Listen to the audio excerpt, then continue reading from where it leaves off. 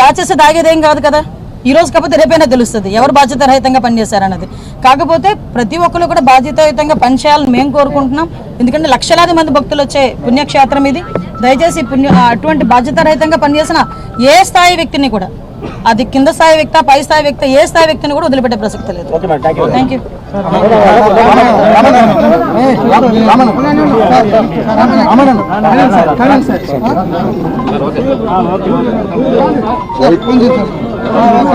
వైకుంఠ ఏకాదశి పర్వదినాన లక్షలాది మంది భక్తులు మరి యొక్క తిరుపతికి వస్తారనేటువంటి ఆలోచనతో వాళ్ళందరికీ కూడా ఎటువంటి ఇబ్బంది కలగకూడదు అనేటువంటి ఉద్దేశంతో వాళ్ళకి సమయాన్ని కేటాయించేటువంటి విధంగా ఏదైతే స్లాటెడ్ దర్శనాలు ఇవ్వాలనేటువంటి ఆలోచనతో మరి 10, 11, 12, 3 తేదీల్లో కూడా ఇస్తామనే ప్రకటన ఏదైతే టీటీడీ నుంచి రావడం జరిగిందో దానికి ఒక రోజు ముందుగానే అటు కర్ణాటక, తమిళనాడు, మన ఆంధ్ర నుంచి పెద్ద ఎత్తున లక్షలాది మంది భక్తులు తరలి రావడంతో మరి అక్కడ అనుకోనటువంటి విధంగా మరి ఒక ఆమెకు అస్వస్థతకు గురవడంతో ఆవిడ్ని ఆసుపత్రికి పంపించాలనేటువంటి ఆలోచనతో మరి గేటు కొద్దిగా ఓపెన్ చేయడంతో ఆ యొక్క టికెట్ల కోసం ఓపెన్ చేశారనేటువంటి ఆలోచనతో పెద్ద ఎత్తున అందరూ ఒక్కసారిగా దూసుకురావడంతో ఈ సంఘటన జరగడం చాలా చాలా దురదృష్టకరం.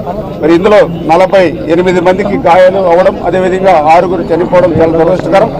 వెంటనే ముఖ్యమంత్రి గారు చంద్రబాబు నాయుడు గారు కూడా స్పందించి ఇమ్మీడియట్లీ మంత్రులు ఆ తిరుపతికి వెళ్లి దగ్గరుండి ఎవరైతే గాయాలు ఉన్నారో వాళ్ళకి మెరుగైనటువంటి వైద్యం, ఎంత ఖర్చైనా కూడా వాళ్ళకి దగ్గరుండే వైద్యం